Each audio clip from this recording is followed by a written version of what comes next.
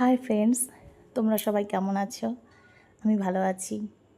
দেখো না, আজ সকালে আমার একটু কাজের প্রেশার ছিল, তাই আজকে ব্রেকফাস্ট করতে পারিনি। মেয়ে বলছে, মা আমার খুব খিদে পেয়েছে, আমি কি খাবো? তুমি তো কিছু করতে পারছো না, তোমার একটু কাজের প্রেশার রয়েছে। তাই আমি বললাম, কি করবি বল? বলে, আমি একটু ম্যাগি করি। হ্যাঁ জি, তুই ম্যাগি করবি? তুই তো করতে পারিস না, কখনো করিস নি, কী করে করবি?